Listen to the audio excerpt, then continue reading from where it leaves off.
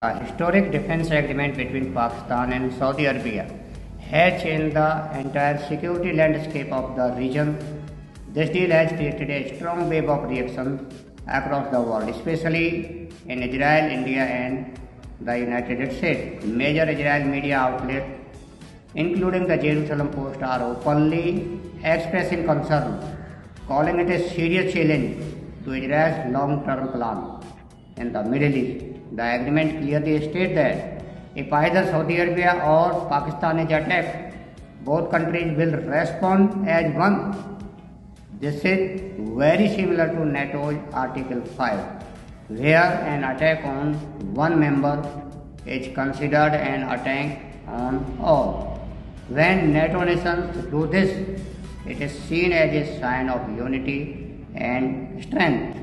But when Muslim nations take a similar step, suddenly questions and doubts arise and fear spreads globally. Israel's worry comes from the possibility that Pakistan's advanced defense capabilities could now directly support Saudi Arabia. Even though the agreement never mentions Israel or any other country by name, their media is already speculating whether Pakistan's missile systems could reach their targets. This shows that they are deeply concerned about their own strategies being disrupted. India is also carefully analyzing this new situation.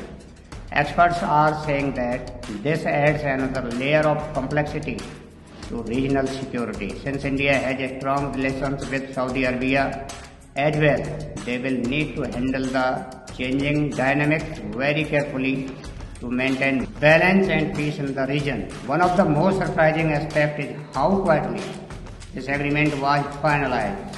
Reports suggest that Crown Prince Mohammed Salman managed to keep the negotiations so secret that even intelligence agencies like the CIA, Mossad and RAW only learn about it was signed. This shows how strategically important this deal was for both nations. Saudi Arabia also hosts more than 2.5 million Pakistani citizens who contribute massively to both economies through work and remittances. This deep connection has now been formalized into a deep defense pact, which many analysts believe could lead to a broader security alliance in the future.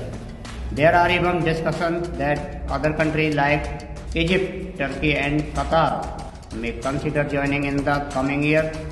Some international voices are claiming that this agreement might involve nuclear technology transfer. Thank you.